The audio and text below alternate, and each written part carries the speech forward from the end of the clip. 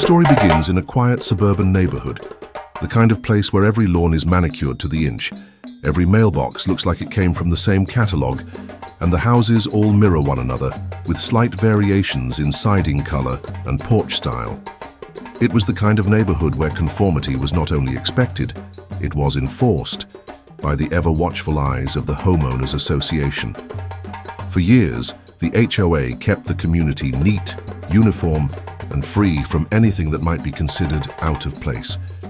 But in the middle of that perfect sameness lived one homeowner who, unlike his neighbors, was not particularly interested in rigid rules or shallow appearances.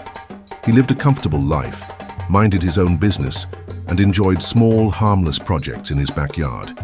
That independence, however, would soon put him on a collision course with the HOA, and with the neighborhood's most outspoken enforcer, a woman the neighbors only half-jokingly referred to as Karen. It all began innocently enough. The homeowner had always wanted a shed in his backyard, a place where he could store tools, equipment, and odds and ends without cluttering up his garage. The shed he built wasn't extravagant.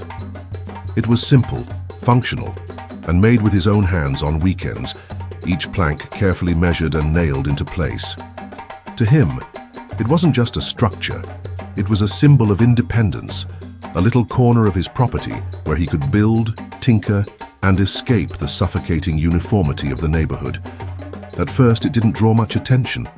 The shed sat at the far corner of his yard, mostly hidden by hedges and a row of young trees. But nothing in that neighborhood stayed unnoticed for long.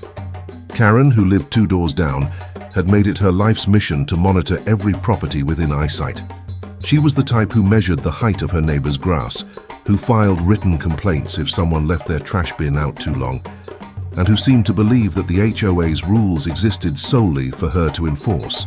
One afternoon, as she took her usual walk around the block, clipboard in hand as though she were conducting an official inspection, she spotted the shed. To her, it wasn't just a shed, it was an eyesore, a violation of everything the neighborhood stood for. It didn't matter that it was neat, freshly painted, or tucked discreetly in the backyard. In Karen's eyes, it was an act of rebellion against the carefully curated image of the community. Within days, the first notice arrived. The HOA claimed the shed had been erected without approval, that it clashed with the aesthetic integrity of the neighborhood, and that it would need to be removed immediately. The homeowner was stunned, but not entirely surprised. He had heard stories of the HOA flexing its power in ridiculous ways, but he had never expected to become their target. The letter might have been enough to discourage someone else. Many of his neighbors, faced with the threat of fines, legal pressure, or endless harassment, would have quietly taken down the shed and accepted defeat. But not him. He had built that shed with his own hands, on his own property, and he saw no reason why a group of petty enforcers should have the power to dictate its existence. That defiance marked the beginning of what would soon escalate into a full-scale battle. At first, the homeowner simply ignored the notice, assuming it was little more than bluster. Weeks passed, and the shed stood quietly in the backyard, unmoved and undisturbed. But Karen was not one to let go of a grudge.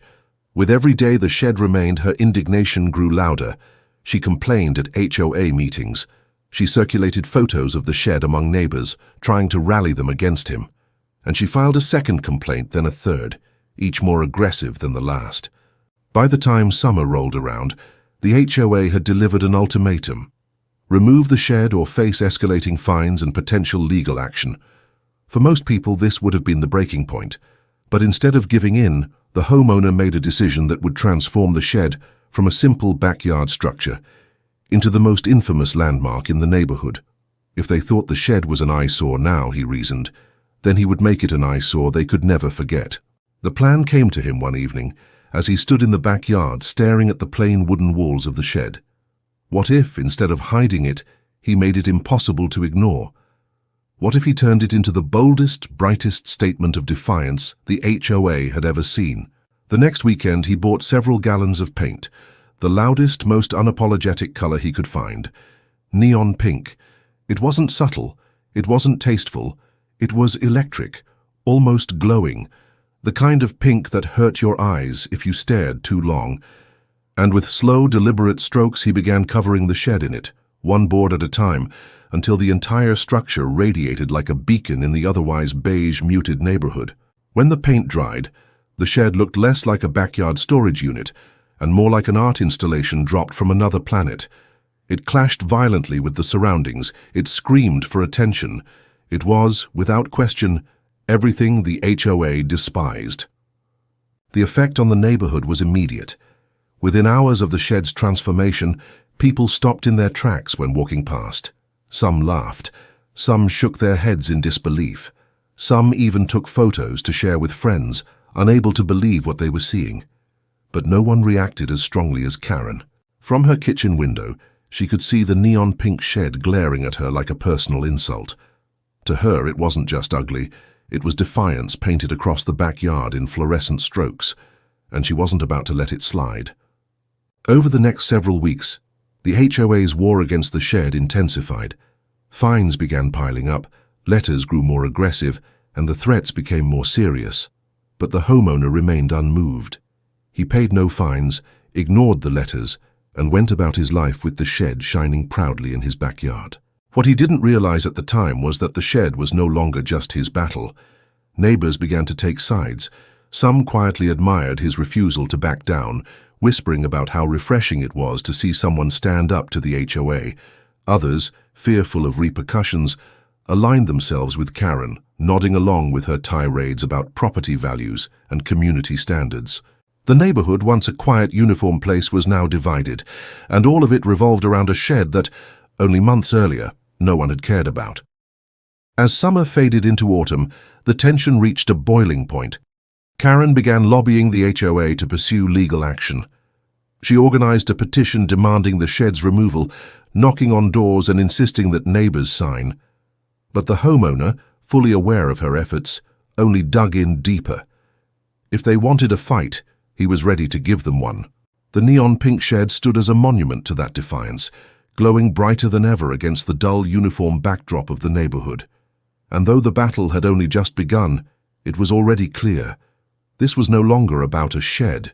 It was about control, independence, and the right to stand one's ground against those who thrived on enforcing conformity. By the time the first frost dusted the lawns of the neighborhood, the shed had become the most talked-about feature in town. Strangers drove by just to see it.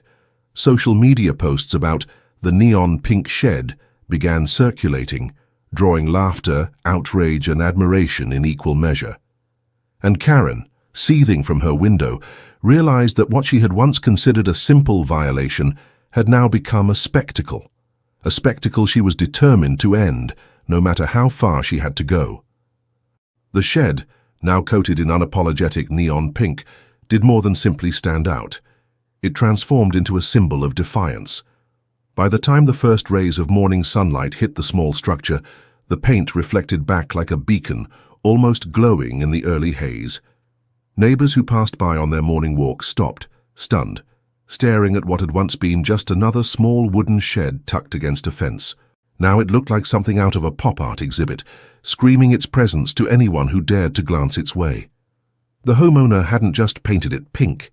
He had taken his time, layering the color until the surface shone with a flawless vibrancy. The hue was electric, not soft or pastel, but sharp and bold, as if the shed itself had been dipped in a vat of liquid bubblegum under strobe lights. And it didn't just stop at the walls. The trim, once brown, had been repainted in an equally jarring lime green, creating a visual clash so deliberate that no one could mistake it for anything but intentional rebellion. By midday, the gossip had spread like wildfire. Neighbors exchanged whispered comments, some shaking their heads, others suppressing laughter. For every person who found it garish, there was another secretly delighted by the audacity. It was the kind of thing people texted pictures of to friends across town. "Look what's happening in our neighborhood," they typed, attaching photos of the neon monstrosity. The shed was no longer just a shed. It was a statement, a spectacle, a scandal. Karen, of course, was the most outraged of all. From her pristine porch, she could see the shed shining defiantly in the sunlight. It gnawed at her every time she looked out the window. To her, the pink walls were less about paint and more about disrespect. In her mind, it wasn't just color. It was a direct challenge to her authority, her influence, and her carefully curated vision of the neighborhood. She wasted no time firing off emails to the HOA board, attaching dozens of pictures taken from every possible angle, highlighting how offensive and damaging to property values the shed now appeared. But something unexpected happened. Instead of receiving instant sympathy, Karen's complaints began to backfire. At first, the HOA responded with the usual stern language, threatening fines and demanding corrective action. Yet as more neighbors weighed in, the conversation shifted. Some board members privately admitted that while the neon shed was extreme, the rule Karen had used to complain in the first place was vague at best. Others pointed out that if the homeowner complied with maintenance standards, then technically he wasn't in violation. The shed was structurally sound, neatly painted, and clearly maintained. Whether or not someone liked the color was not explicitly regulated in the bylaws. The homeowner, of course, knew this. He had read the HOA's rules front to back after Karen's first complaint. Now every coat of pink paint, every brush stroke of lime green trim, was chosen with deliberate precision. It was his way of playing by the rules while simultaneously mocking them. By week's end, something even more surprising occurred. The shed became a kind of local attraction. Children loved it, calling it the candy shed, begging their parents to walk past it on evening strolls. Teenagers took selfies in front of it, posting the images on social media with captions like neon shed vibes and new neighborhood landmark. Even adults who might not have loved the color found themselves amused by the drama it created, secretly enjoying the tension between Karen and the homeowner. What Karen had envisioned as a neighborhood embarrassment was slowly becoming the neighborhood's favorite joke, one that didn't target the shed itself, but rather her obsession with it. She became the punchline, the overzealous complainer who had tried to wield too much power and ended up fueling the very thing she despised. Still, she refused to let it go. Determined to regain her footing, she demanded that the HOA hold a formal hearing to address the shed. Flyers appeared in mailboxes, announcing the date and time, inviting homeowners to attend and restore order to the neighborhood. Karen's fingerprints were all over the language and everyone knew it. When the day came, the community center was unusually full. Residents filed in, buzzing with anticipation, eager to see how the confrontation would unfold. Some came out of loyalty to Karen, though fewer than she expected. Most came out of sheer curiosity, treating it like a live show in a long-running neighborhood drama. The atmosphere felt less like a meeting and more like a performance. The shed's owner walked in calmly, unbothered, as though he had been preparing for this moment since the first brushstroke of pink. He carried with him not just photographs of the shed, but copies of the HOA's bylaws, highlighted and marked, evidence ready to dismantle every argument Karen had prepared. And while Karen's voice dominated the early part of the meeting, her words dripping with outrage, her arms gesturing wildly toward the images projected on the screen, the tide of opinion began shifting almost immediately. The homeowner laid out his case methodically. He explained that the shed was maintained, structurally safe, freshly painted, and well kept. He pointed out that the bylaws required all sheds to be neatly painted, but did not specify colors. He emphasized that what one neighbor considered ugly could easily be another's expression of creativity, and that property values were not dictated by a single splash of neon in an otherwise tidy neighborhood. He presented his argument calmly, without theatrics, while Karen's increasingly emotional delivery made her appear less like a defender of the community and more like a petty dictator trying to control personal expression.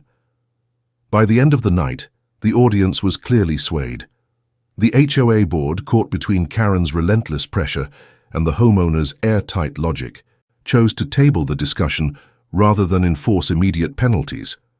This wasn't the decisive victory Karen had hoped for. Instead, it felt like a stalemate, one in which the homeowner had gained ground and Karen had lost credibility. But the story didn't end there. Because while the HOA might have been slow to act, the rest of the community had already made up its mind. In the days that followed, more and more residents embraced the neon shed as a quirky landmark. It became part of the neighborhood's identity, something people pointed out to visitors with a laugh. Cars slowed down to snap pictures, and soon A local blogger even wrote a tongue-in-cheek article titled "The Neon Shed War: When Suburbia Meets Art." Karen had wanted the shed gone. Instead, she had made it famous. And as the homeowner watched this shift unfold, he realized something. He wasn't just defending his shed anymore. He was part of a much larger narrative, one that questioned the very role of HOAs, the limits of personal expression, and the consequences of overreach. His small act of rebellion had snowballed into a cultural moment. And he wasn't finished yet. Because if Karen thought the neon shed was bad, she hadn't seen what was coming next. The shed stood there, glowing defiantly under the midday sun, its neon pink paint so bright that it almost seemed to shimmer against the backdrop of the suburban landscape. For weeks now, it had been the centerpiece of conversation throughout the neighborhood, dominating whispered exchanges at mailbox clusters, murmured comments during HOA meetings, and not-so-subtle glances from passing cars. What was once an ordinary utilitarian wooden structure had become the most infamous landmark within miles, and the ripple effects of its presence were spreading wider with each passing day. Karen, who had first labeled it an eyesore, had not slowed in her campaign against it. She had escalated from angry letters taped to the front door to full petitions circulated across the neighborhood. She collected signatures, cornered unsuspecting joggers and dog walkers to demand their support, and even went so far as to post photos of the shed on social media groups dedicated to suburban beauty standards. She labeled the situation an assault on property values, a reckless rebellion against community harmony, and a direct insult to the HOA's rules. The pink shed, in her words, was nothing less than a neon scar in the neighborhood's soul. But what Karen failed to realize was that her very outrage had fueled the opposite outcome of what she intended. Instead of rallying the entire neighborhood against the shed, she had drawn unprecedented attention to it. Neighbors who previously had little interest in HOA politics suddenly found themselves entertained by the drama. The shed became a rallying symbol of resistance against the pettiness of HOA restrictions. What Karen saw as a stain, others saw as a beacon of independence, a cheerful protest in a community suffocated by conformity. Cars began slowing down when they passed by the street. Some drivers stopped entirely to take pictures, children pointing out of open windows while parents laughed at the absurdity of the scene. The shed's owner, far from shrinking under pressure, leaned into the notoriety. A few solar-powered lights were added around the edges, so that even at night, the pink glow would be impossible to ignore. During the evenings, when the HOA board members hoped the issue might fade into darkness, the shed instead came alive with a surreal neon radiance that spread across lawns and driveways. It wasn't long before local blogs caught wind of the story. Articles began appearing with headlines like "The Neon Shed That Broke the HOA" and "Suburban Rebellion Glows Bright in Pink." Photos of the shed circulated online, earning comments from strangers across the country. Some mocked it, while others praised it as an act of defiance. And then came the tipping point. A regional lifestyle magazine contacted the homeowner, asking for an interview about the shed and the battle with the HOA. By the time the article was published, the shed had transcended local gossip. It was now a cultural statement. Readers were fascinated by the tale of a homeowner who refused to bow to arbitrary rules, who had turned an ordinary outbuilding into a symbol of resistance and creativity. The magazine photographer staged dramatic shots at sunrise, capturing the shed bathed in golden light that amplified its shocking pink tones. What Karen considered a disgrace was now celebrated as art. The HOA board scrambled to regain control of the narrative. Emergency meetings were called, legal counsel was consulted, and new rule proposals were drafted that would retroactively ban neon paint colors on exterior structures. But with every attempt to clamp down, the backlash only grew stronger. Residents argued openly at meetings, pointing out the hypocrisy of the board's sudden urgency when the community had long ignored larger issues, such as broken streetlights, neglected landscaping, or lingering drainage problems. Why, they asked, was a single shed the hill the HOA wanted to die on? As weeks turned into months, the pink shed no longer stood alone in its vibrancy. A few supportive neighbors began adding their own touches of rebellion. One painted a garden bench in bright lime green. Another hung a string of multicolored lights around their garage door. Someone even placed a giant inflatable flamingo on their front lawn, just to mock the HOA's obsession with aesthetics. What began as one shed had become the spark for a wave of small but visible acts of non-conformity. Karen, however, refused to relent. Her frustration reached new heights when the shed was nominated for a quirky Neighborhood Charm Award by a local city council initiative. Though the award was informal and largely symbolic, it represented validation from outside the neighborhood. For Karen, this was nothing short of humiliation. She doubled her efforts to paint the shed as a menace, writing to city officials and even attempting to file nuisance complaints. Each attempt was denied or ignored. Her voice, once loud and commanding, began to sound shrill against the rising tide of public amusement and support for the shed. The true climax came when a national morning show picked up the story. A short segment aired, showing video clips of the neon pink shed, interviews with amused neighbors, and commentary about the absurdity of HOA power struggles. Millions of viewers across the country chuckled at the tale, some empathizing with the plight of the homeowner, others shaking their heads at the extreme lengths of suburban politics.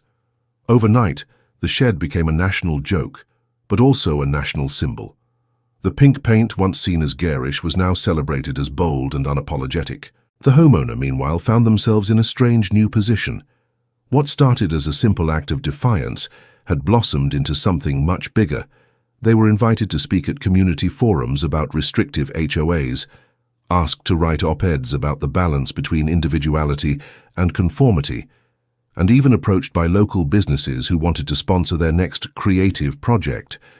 The shed, once a source of stress, had become an unexpected opportunity. Karen, unable to cope with her complete loss of control, began to retreat. Her once frequent rants on community message boards dwindled, her petitions lost steam, and eventually she stopped attending HOA meetings altogether. The power she had once wielded through fear and intimidation evaporated, replaced by ridicule. In the end, she became the very pariah she had tried to create in others. As for the HOA board, they eventually voted to abandon their efforts to fight the shed. The legal costs, the negative publicity, and the division it caused among residents were too heavy a burden to continue. Quietly, they dropped the issue, leaving the neon pink shed to stand in peace. Though they never admitted defeat openly, their silence spoke volumes. Years later, the shed remained. The paint, though faded slightly by sun and weather, still glowed defiantly against the manicured backdrop of suburbia. It had outlasted the controversy, the threats, and even the original fury of its critics. What once was mocked as an eyesore had become a beloved fixture, a quirky landmark that made the neighborhood unique. Visitors still asked to see it, locals still pointed it out proudly, and new residents were told the story of the infamous shed as part of their initiation into the community. The story that began with one person's determination not to be bullied ended with an entire neighborhood transformed. The shed taught a lesson that echoed far beyond its walls, that sometimes standing firm against petty control and manufactured outrage can inspire others to break free too. What started as neon pink defiance became a symbol of freedom in a world where sameness had been mistaken for beauty. And so in the end, the shed stood tall, not just as a building, not just as a splash of color, but as proof that individuality could survive and even thrive in the most unlikely of places.